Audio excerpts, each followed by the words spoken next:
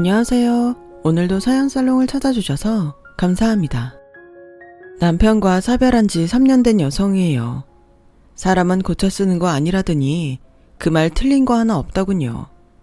세상 떠난 제 남편 얘기냐고요? 아니요. 시댁 식구들 얘기예요. 제 남편은 3년 전 교통사고로 세상을 떠났어요. 우리 부부는 유독 금술이 좋았지만 그럼에도 불구하고 우리 부부에겐 자식이 없었어요. 둘 중 누구한테 문제가 있었던 건 아니에요. 문제가 있었다면 바로 저희 시어머니한테 있었죠. 의도적으로 우리 부부에게 아이가 생기는 걸 막았거든요. 얼마나 지독했는지 몰라요. 늦은 밤에도 저희 방에 불쑥불쑥 들어오는 건 다반사였고, 혹여 둘이 여행이라도 갈라치면 무슨 핑계를 대서라도 못 가게 막거나 가족 여행으로 바꿔서 온 가족을 다 끌고 가곤 했어요. 허니문 외에는 남편과 단 둘이 숙박 여행을 했던 기억이 없어요. 어머님 계획이 성공한 셈이었죠. 아무리 못된 시어머니라도 자기 손주 욕심은 있기 마련이잖아요. 그런데 저희 시어머니는 손주가 생기는 걸 무척이나 싫어했어요. 지금 와서 생각해보면 그럴 만한 이유가 있었던 거지만요. 남편 죽고 3년이 지난 지금에서야 전 시댁 얘기를 꺼내는 게 이상하게 느껴지실 수도 있을 거예요. 지난 일 잊고 살지 뭐하러 파헤쳐서 고통 속에 사느냐고요. 사실 저도 그러고 싶었어요.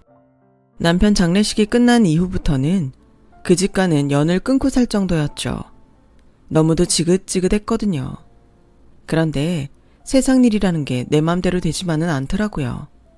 3년이 지난 지금 또다시 그 집안과 엮이게 될 줄 누가 알았겠어요. 남편과 저는 같은 학교를 다녔어요.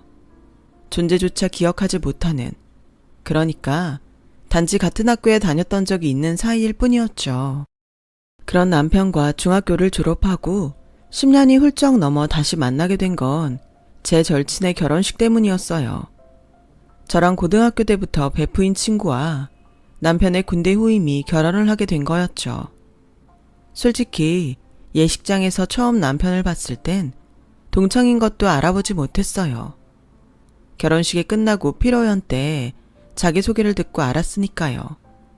그런데 남편은 저를 예식장에서 보던 순간 바로 알아봤더라고요. 1학년 5반이었지. 담임선생님이 영어 담당이었고. 박진수였나? 왜 담임이 사투리가 하도 심해서 쉬랑 히 발음도 구분이 안 된다고 엄청 투덜댔었잖아. 나 기억 안 나? 솔직히 기억이 안 났어요. 전혀요. 그래도 내심 기억해 주길 바라며 묻는 남편을 보니 딱 잘라 안 난다고 할 수는 없었어요. 그래서 네가 키가 좀 컸던가? 맞아. 1학년 때 178이었으니까. 그래, 키가 컸었어. 그래. 저는 안 나는 기억을 쥐어짜며 은근슬쩍 넘어가려고 했어요. 그런데 그때 왜 내 편지에 답장 안 해줬어? 나 많이 기다렸었는데. 생각지도 못한 남편의 고백에 피로연 분위기는 순식간에 우리 두 사람한테 넘어와 버렸어요. 다들 앞으로 진행될 우리의 이야기에 귀추를 주목하고 있었거든요. 그럴수록 저는 미칠 것 같았죠. 기억도 안 나는 남자를 보고 나보고 어쩌란 말이야. 그 얘긴 나중에 따로 하자. 오늘 주인공은 신랑 신부니까. 그렇게 무사히 위기를 모면한 저는 피로연이 한창 무르익을 무렵 쥐두새도 모르게 조용히 빠져나왔어요. 그리곤 누가 볼세라 택시를 타고 얼른 집으로 돌아왔죠. 나중에 제가 사라진 걸 알게 된 제 친구는 서운하다고 난리였지만 저도 어쩔 수 없었어요. 그렇잖아요. 기억도 안 나는 사람한테 과거에 제가 했던 일을 해명해야 하는 게 얼마나 난감한 일이에요. 고백 편지까지 받아놓고 기억도 못하는 제가 이상하게 보일 수 있지만 당시 저에게는 충분히 그럴 수 있는 일이었어요. 핑계 같지만 학창시절에 인기가 많았었거든요. 등교 때마다 저희 집 앞에 죽치고 있는 남학생들이 못해도 한둘은 꼭 있을 정도였으니까요. 그러니 러브레터도 엄청나게 많이 받았고요. 그렇다고 제가 일일이 확인을 할 수 있었던 것도 아니에요. 운 좋게 제 손에 들어오면 몰라도 오빠나 가족들 손에 들어가면 제가 알 새도 없이 사라져버리곤 했거든요. 당시 유도부 유망주였던 저희 오빠는 제 주변에서 알짱거리는 남학생들을 잡아다 다시는 못 오도록 겁을 주곤 했어요. 그 덕에 전 대학에 들어가고 나서야 처음 남자친구를 사귈 수 있었을 정도로 이성교제가 또래보다 늦었죠. 그러니 남편이 제게 편지를 보냈다 하더라도 제 손에 들어왔을 확률은 극히 낮았던 거죠. 제가 기억조차 하지 못하는 일이라면 남편 편지도 분명 제 손에 들어오기 전에 사라져버렸을 게 뻔했으니까요. 친구 결혼식을 다녀온 이후 저는 그날 만났던 남편의 존재를 잊고 지냈어요. 그러다 친구가 신혼여행에서 돌아오고 집들이를 하면서 다시 조우하게 됐죠. 이번엔 제대로 오래전 일을 듣겠다 작정을 했는지 남편은 이전보다 더 적극적인 자세로 제게 다가왔고 집들이하는 내내 제 곁을 떠나지 않았어요. 정말 미치겠더라고요. 11시가 넘어서야 집들이가 끝났고 다들 취해서는 집으로 돌아가려는데 남편이 자기 차로 집까지 데려다 주겠다며 저를 잡더군요. 자기는 술을 입에도 안 댔다면서요. 몇 번 사양을 하다가 결국 손목을 잡혀서 남편 차에 오르게 됐어요. 머릿속에선 뭐라고 변명을 해야 하나 온갖 생각들로 복잡했어요. 그러다 취한 척 자버리자 싶더군요. 설마 잠든 사람을 깨워서 10년도 더 지난 일을 추궁하진 않을 거라 생각했거든요. 그래서 일부러 취한 척 연기를 하곤 눈을 감았어요. 한참을 정적이 감도는 차 안에서 눈을 감은 채 있었는데 순간 남편이 그러지 뭐예요. 눈 떠도 돼. 자는 척 할 필요 없어. 널 힘들게 할 생각 없으니까. 난 그저 무사히 널 집에 데려다 주고 싶은 것 뿐이야. 그 말을 들으니 오히려 더 미안해서 눈을 못 뜨겠더라고요. 그래서 여전히 눈을 감고 있었는데 남편은 노래를 틀더라고요. 비틀즈의 노르웨이 숲이었어요. 한때 제가 즐겨 듣던 노래였죠. 그 노래를 듣다 보니 어렴풋이 지난 일들이 떠오르더라고요. 제 첫사랑, 아니 첫 짝사랑에 대한 기억 말이에요. 당시 제가 다니던 중학교는 같은 이름의 고등학교와 한 건물을 사용하고 있었어요.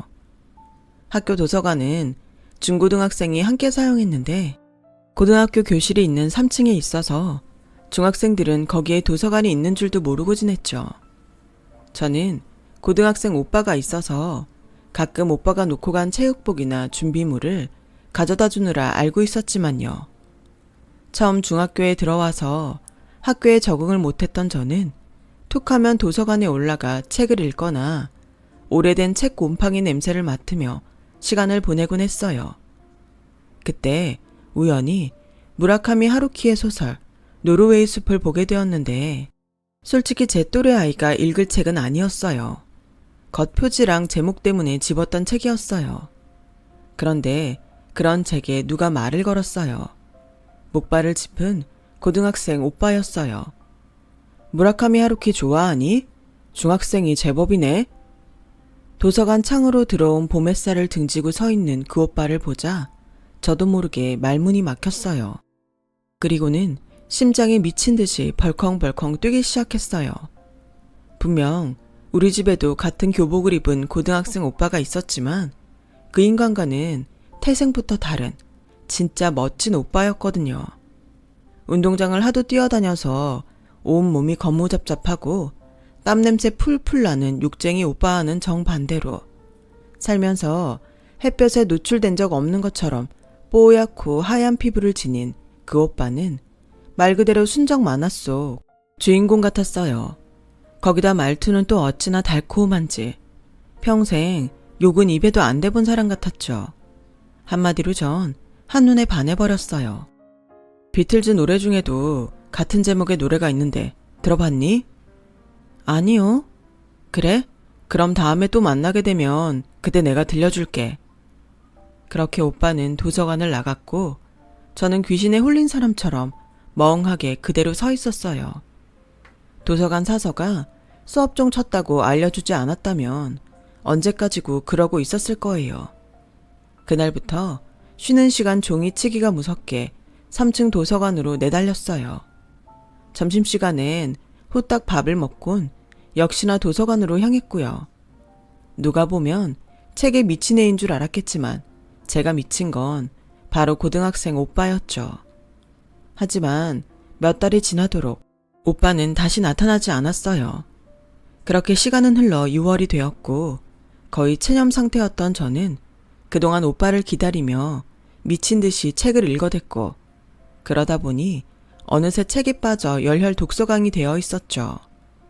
그날도 점심시간에 도서관 창가에 서서 책을 읽고 있었는데 제가 읽고 있던 책장에 그림자가 졌어요. 그래서 고개를 들었더니 글쎄 꿈에 그리던 그 오빠가 저를 지그시 내려다보고 서 있지 뭐예요. 책이 그렇게 좋니? 만날 때마다 도서관에서 책을 읽고 있네. 그때 그 책은 다 읽었어? 하루키의 노르웨이 숲. 읽긴 읽었지만 당시 저로서는 제대로 이해를 못했던지라 그저 고개만 끄덕였어요. 혹시라도 그 책에 대해 물어오면 어쩌나 걱정이 앞섰죠. 그럼 이 노래 한번 들어볼래? 오빠는 제 귀에 이어폰을 꼽아줬어요. 그렇게 저는 비틀즈의 노르웨이 숲을 처음 듣게 되었어요. 가사의 뜻도 몰랐던 그 노래를요. 제가 그렇게 기다려왔던 오빠와 텅 빈 학교 도서관에서 말이죠. 그날 이후 오빠와 저는 도서관에서 종종 둘만의 시간을 보내곤 했어요. 도서관을 찾는 학생이 거의 없었거든요. 게다가 워낙 찾는 학생이 없다 보니 사서도 자리를 비우기 일쑤였고요. 오빠랑 저는 주로 책이나 작가에 대한 얘기를 나누었어요. 가끔은 소설을 모티브로 한 영화 얘기를 하기도 했고요. 정확히 말하자면 대화는 주로 오빠가 주도했고 저는 그저 감탄사를 내거나 고개를 끄덕이는 정도였죠. 꿈 같은 시간이었지만 그래서 그리 길게 가지는 않았어요. 하루는 오빠가 제게 하루키의 소설 노르웨이 숲을 선물로 주었는데 그걸 준 이후로 다시는 도서관에 나타나지 않았거든요. 그제서야 후회가 됐어요. 왜 그동안 전화번호나 이메일을 물어볼 생각을 안 했던 건지 자책이 됐거든요. 언제고 도서관에 오면 오빠를 만날 수 있을 거란 생각에 마음 놓고 있었던 제 탓이었죠. 그렇게 제 짝사랑은 끝나고 말았어요. 한참 뒤 저희 오빠를 통해 듣기론 그 오빠가 도서관에 나오지 않는 그 무렵 학교를 그만두고 유학을 떠났다고 하더라고요. 그때 알았죠. 그 오빠한테 저는 그저 도서관에서 만난 중학생 후배일 뿐이란 걸요. 그러지 않고서는 유학 간다는 말 한마디 없이 떠날 수 있냐고요. 적어도 제가 조금이라도 마음이 있었다면 그러면 안 되잖아요. 아무튼 오랜만에 그때 그 노래를 들으니 기분이 묘했어요. 마치 오래전 그 일이 아련한 첫사랑 영화처럼 느껴졌거든요. 슬프지만 아름다운 순간처럼요. 노래가 끝나고 저도 모르게 눈을 떴어요. 그랬더니 남편이 기다렸다는 듯 제게 묻더군요. 이 노래 기억나니? 우리 둘이 학교 도서관에서 몰래 이어폰 끼고 들었었잖아. 설마 기억 안 나는 거야? 순간 저는 그대로 얼어버렸어요. 그때까지 저는 남편이 저랑 중학교 동창인 줄만 알았는데 남편이 바로 제가 그토록 좋아했던 제 첫사랑 오빠였던 거예요. 그리고 10여 년이 지난 그때서야 비로소 알 수 있었어요. 우리가 마지막으로 만났던 10여 년 전, 오빠가 선물해준 책 속에는 편지가 들어있었다는 사실을요. 저는 그 책을 이미 읽었던 거라 펼쳐보지 않았었는데 제 책상에 놓여있던 그 책을 본 제 친오빠가 책 속에 들어있던 편지를 발견하곤 그대로 쓰레기통에 던져 넣은 거였죠. 당시 제 앞으로 온 러브레터를 처리하던 방법대로요. 하지만 만날 사람은 어떻게든 만나게 된다고 세월이 흘러 우리는 또다시 만나게 된 거였어요. 마치 기적처럼 말이에요. 당시 유학길에 올랐다던 남편은 사실 큰 수술 때문에 병원에 입원했던 거였어요. 남편은 선천적으로 심장이 안 좋아서 몇 차례 크고 작은 수술을 받아왔고 20살을 넘기기 힘들 거란 의사의 말과 달리 30 가까운 나이까지 살아남아 저와 만난 거예요. 입원하기 전날 널 만나서 상황을 설명하려고 편지에 장소와 시간을 남겼는데 넌 끝까지 안 오더라. 동네 놀이터에서 해가 지도록 기다렸는데 말이야. 그런 줄도 모르고 남편을 원망하며 저는 첫사랑을 떠나보낸 거였어요. 그리곤 다시 만난 거고요. 그렇게 우리는 10여 년의 세월이 흐른 뒤에 정식으로 사귀게 됐어요. 그리곤 2년간 연애를 한 뒤 결혼을 하게 되었죠. 하지만 앞에서 말씀드렸던 것처럼 우리의 결혼 생활은 순탄하지 않았어요. 남편의 새어머니인 제 시어머니가 저를 탐탁치 않게 생각했거든요. 남편의 친모는 심장병으로 남편이 유치원에 들어갈 무렵 세상을 떠나셨어요. 그리고는 얼마 뒤 아버님 비서가 어머님 자리를 대신하게 됐죠. 어린 아들을 혼자 둘 수 없어서 결혼을 서두른 거였지만 새어머니는 그리 좋은 엄마가 아니었어요. 새엄마의 눈에는 제 남편이 눈에 가시일 뿐이었으니까요. 자신이 데려온 아들이 제 남편보다 공부도 인물도 떨어지자 혹여 아버님 눈밖에 날까 안달을 했었대요. 그래서 제 남편을 더 구박했고요. 그러다 제 남편이 20살을 못 넘길 거라는 의사 진단을 듣곤 그제야 세상을 다 가진 사람처럼 그렇게 좋아했대요. 물론 아버님 앞에선 내색 안 했지만 그 모습을 감추진 못했어요. 제 남편이 봐버렸거든요. 시어머니가 병실을 나가면서 입술을 실룩거리며 웃는 거를요. 그래서 남편은 더 기를 쓰고 살려고 노력했다고 하더군요. 저 여자가 원하는 대로 해주고 싶진 않았대요. 그런 남편의 노력을 하늘이 알았는지 남편의 병은 고등학생 때 했던 수술 덕분에 차도가 있었고 죽을 날로 받아들였던 20살 생일도 무사히 치르고 검정고시로 대학에 진학하고 남들처럼 군대에 갈 수 있을 정도로 건강해졌어요. 거기다 결혼까지 하게 되었고요. 죽어 없어져야 할 본처 자식이 멀쩡히 살아서 지 아빠 회사를 물려받을 위기에 처하자 시어머니는 점점 더 심술을 부려댔어요. 얘들 우리가 데리고 살죠. 종민이가 많이 건강해지긴 했지만 내가 마음을 놓을 수 있어야죠. 물론 며느리가 알아서 잘 하겠지만 그래도 저만큼 종민이 병에 대해 알겠어요. 그러니까 여보, 며느리가 어느 정도 익숙해질 때까지라도 제가 데리고 가르칠게요. 결국 시아버지는 시어머니의 검은 속내를 알아채지 못한 채 저희들 분가를 없었던 일로 하고 본가에서 신혼을 시작하게 하셨어요. 당시 남편은 아버님 회사에 나가고 있었고 저는 결혼을 하면서 회사를 그만뒀기 때문에 집에서 시어머니 구박을 홀로 고스란히 받아야 했어요.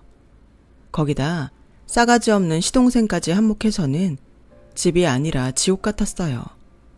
그나마 남편이 있는 주말이 유일하게 숨 쉴 수 있는 날이었죠. 다만 남편이 집에 있을 때면 시어머니랑 시동생의 견제가 더욱 심해지곤 했어요. 어떤 견제냐고요? 저희가 애를 가질까봐 둘이 붙어있는 꼴을 못 봤거든요. 낮에 저희 부부가 방에 들어가 있기라도 하면 시동생이 불쑥불쑥 방으로 들어와 죽치고 나갈 생각을 않는 거예요. 그렇다고 딱히 할 말이 있는 것도 아니면서 말이죠. 아무리 눈치를 줘도 엉덩이를 들 생각조차 안 했어요. 그뿐인가요? 밤에는 시어머니가 기습 방문을 하곤 했는데 우리가 방문이라도 걸면 아주 난리를 피우며 성질을 내곤 했어요. 너 내가 방문 잠그지 말라고 그랬지? 우리 종민이 갑자기 심장에 물이 오면 그때 어쩔 거냐? 20살 못 넘긴다는 애를 내가 애지중지해서 이날까지 살게 만들었는데 네가 재미 좀 보자고 내 아들 명을 잘라낼 참이야. 내가 할 일이 없어서 잠도 안 자고 틈틈이 니네 방문 열어보는 줄 아니? 혹여 자다가 숨 넘어간 건 아닌가 걱정이 돼서 와보는 건데 그게 그렇게 못마땅해서 그새 방문 걸어 잠근 거냐고. 너 그러는 거 아니다. 아무리 시애미가 미워도 네 남편 살리자고 이러는 건데 그걸 그렇게 방해 못해 난리냐? 너 정말 그러는 거 아니다. 남이 들으면 그놈의 모정이 하늘을 찌르는 줄 알겠지만 이게 다 쇼예요. 그동안 한 번도 들여다보지 않았던 아들 방을 며느리 들인 후부터 밤마다 단속하는 게 말이 되냐고요. 그것도 다 큰 성인 남녀가 있는 방을요. 아무튼 시어머니의 엽기적인 행각은 멈추지 않고 이어졌어요. 남편이 그러지 마시라고 아무리 말씀을 드려도 소용없었죠. 거기엔 분명한 이유가 있었으니까요. 언젠가 어머님 친구분들이 집에 찾아오신 적이 있는데 한 친구분이 휴대폰에 저장된 손녀딸 사진을 보이며 자랑하는 걸 보고 그러더군요. 손녀딸이 이쁘면 뭐해? 그보다 난 할머니 소리 듣게 될까봐 벌써부터 겁난다. 내 나이가 몇인데 벌써 할머니 소리를 들어. 난 싫다. 할머니 되는 거. 그때까지만 해도 할머니 소리 듣기 싫어서 우리 부부가 애 갖는 걸 방해하는 줄 알았어요. 순진하게도 그게 이유인 줄 알았는데 이듬해 시동생이 결혼해 아들을 낳자 그게 아니라는 걸 알 수 있었죠. 우리와는 달리 분가에 살던 시동생은 속도 위반으로 결혼식을 올린 지 석 달 만에 아들을 낳았어요. 그러자 시어머니는 마치 세상 다 가진 사람처럼 좋아서 어쩔 줄 몰라 하더라고요. 어머님은 그냥 저한테서 손주를 얻는 게 싫으셨던 거예요. 시어머니 구박에도 불구하고 남편과 함께한 시절은 무엇과도 바꿀 수 없는 소중한 순간이었어요. 하지만 행복은 그리 오래가지 않았죠. 결혼하고 2년이 지나가던 무렵 남편의 병이 재발하면서 불행의 그림자가 제 인생을 뒤덮었거든요. 살겠다는 의지는 고등학생 때보다 더 강했지만 이번엔 남편의 의지대로 병이 낫지 않았어요. 이미 한 번에 큰 수술을 했던 터라 재수술을 한다 해도 차도를 기대하기 힘들었거든요. 그래도 끝까지 생애끈을 놓을 수 없었던 남편은 수술을 감행했고 결국 33 나이에 세상을 떠나고 말았어요. 남편이 세상을 떠난 충격이 쉬이 가시기도 전에 시어머니는 저를 집에서 내쫓을 계획을 세웠어요.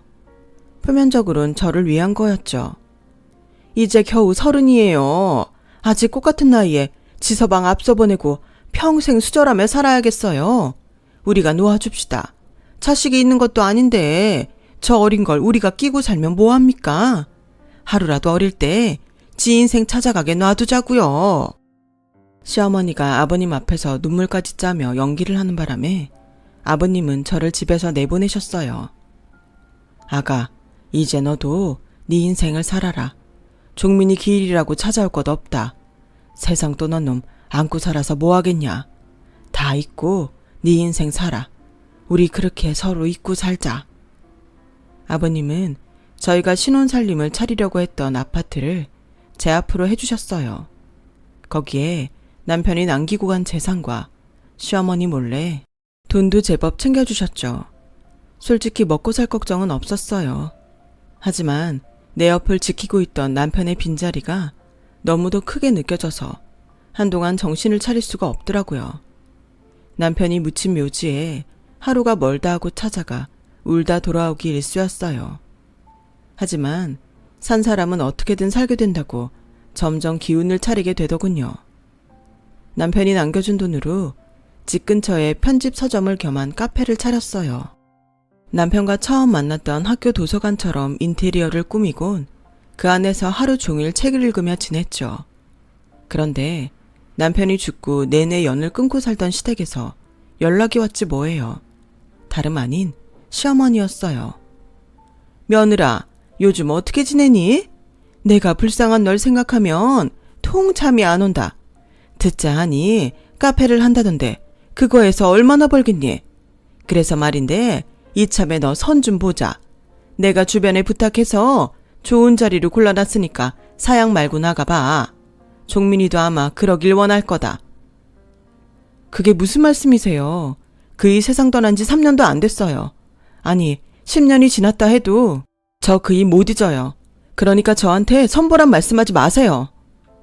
그동안 전화 한 통 없던 사람이 뜬금없게 제 걱정에 잠도 못 잔다니 지나가던 개가 웃겠어요. 그런 사람이 남편 살아있을 때 그렇게 저를 구박했대요? 말도 안 되죠. 그런데 이후에도 시어머니는 툭 하면 제 가게로 찾아와선 눈물 콧물 짜가며 제가 하라고 그러지 뭐예요.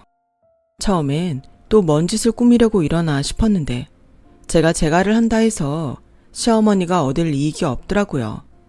거기다 골라오는 선자리마다 정말 괜찮은 자리들이라 시어머니가 정말 나를 위해 이러시나 싶을 정도였어요. 내 그동안 너한테 모질게 했던 게 못내 가슴에 맺혀서 그래. 종민이가 그렇게 빨리 갈 줄 알았으면 자식이라도 보게 할걸. 내가 너무 심했던 것 같아서 미안해 그런다. 이제라도 이 시애미 마음 받아주면 안 되겠니? 난 그저 네가 좋은 남자 만나 행복하게 사는 게 보고 싶구나. 이해는 안 갔지만 진심인 것처럼 보이는 시어머니 행동에 저도 더는 밀어내지만은 못하겠더라고요.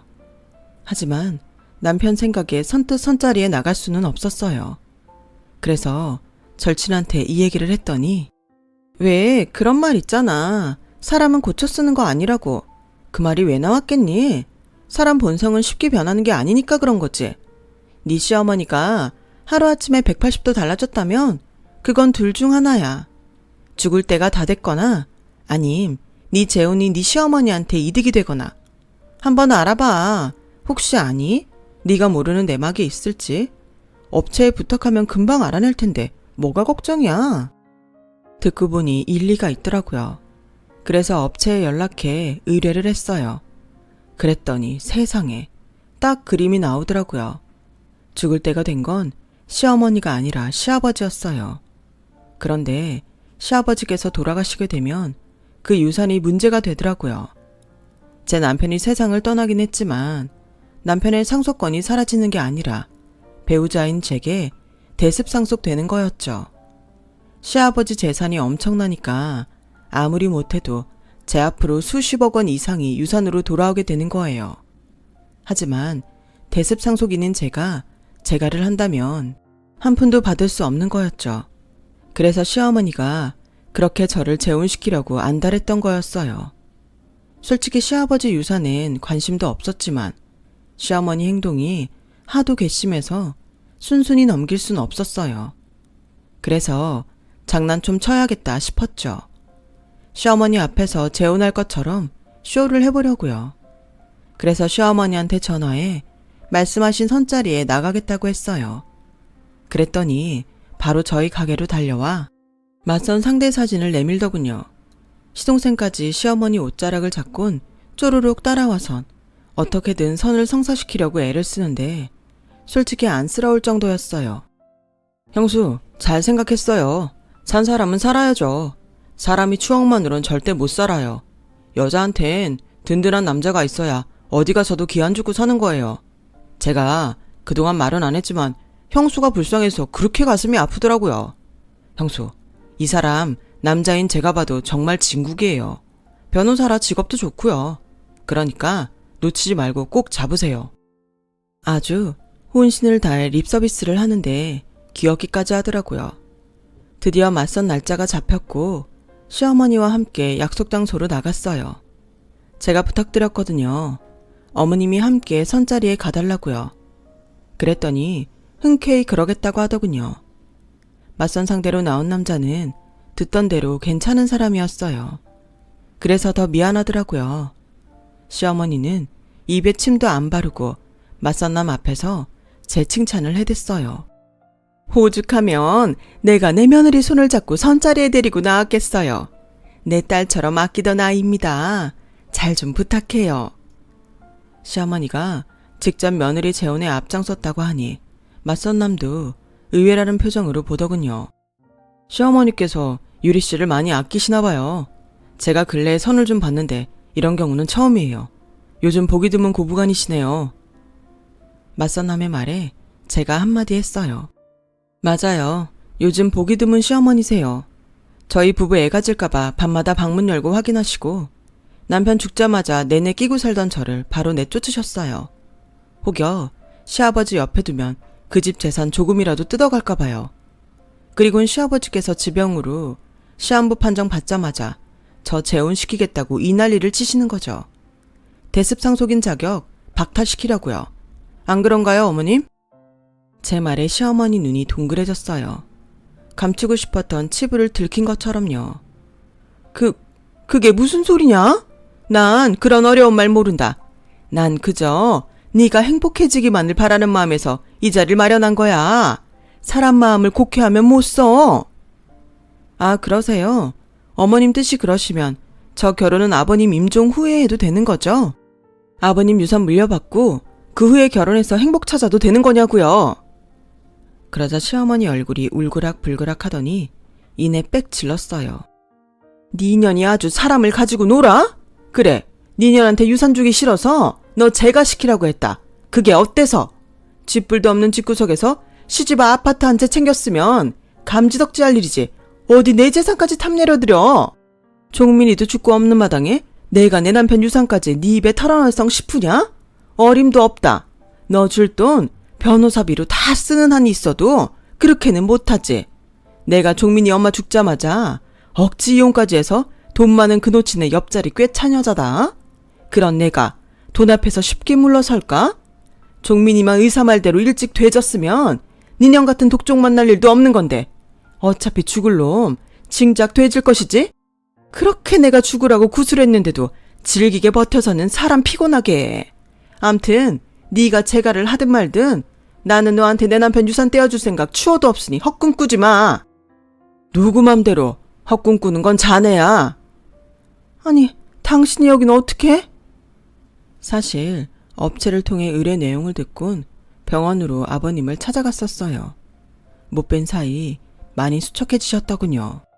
아마도 자식을 앞서 보내시곤 삶의 의지를 잃어 그러신 모양이에요. 아버님, 이대로 돌아가시면 안 돼요. 그이도 20살을 못 넘길 거라고 했지만 그보다 더 살고 갔잖아요. 아버님도 이겨내실 수 있어요. 그러니까 쉽게 포기하지 마세요. 그리고 혹시라도 제게 유산 물려주실 생각은 마세요. 저는 그이한테 받은 것도 있고 아버님이 주신 돈으로도 충분히 살 수 있어요. 그러니 저한테 말고 꼭 필요한 사람들한테 쓰세요. 비록 죽은 아들은 살릴 수 없지만 그이랑 같은 병으로 고생하는 아이들은 살릴 수 있을 거예요. 그 돈은 그 아이들을 위해 쓰세요. 그리고 아버님은 저랑 서로 의지하며 살아요. 죽음 일문 다해서 아버님이랑 저랑 같이 살아보자고요. 그날 제 얘기를 들으신 아버님은 주치의를 대동하고 선자리에 오셨어요. 그리곤 시어머니의 본색을 직접 눈으로 확인하신 거죠. 네가 감히 내 아들 죽으라고 구슬해? 이런 버러지 같은 인간 말종 같으니라고. 그깟 돈에 눈 뒤집혀서 멀쩡한 가정 깨고 온 여자인 줄 알았다면 너를 내 집에 들이는 일은 없었을 거다. 지금이라도 그 검은 속내를 알았으니 네가 원하는 대로는 안 될 거다. 내 죽기 전에 이혼부터 할 참이니까. 결국 시어머니는 이혼을 당했고 그날로 집에서 쫓겨났어요. 본처 자식을 죽으라고 곳까지 버린 사실이 밝혀져서 이혼할 때 겨우 몸만 나갈 수 있었죠. 시어머니가 데려온 아들도 아버님 회사에서 쫓겨났어요. 비단 시어머니에 대한 원망 때문은 아니었고 그간 회사 돈을 횡령하고 금품 수수를 받았던 것들이 밝혀져 그렇게 된 거였죠.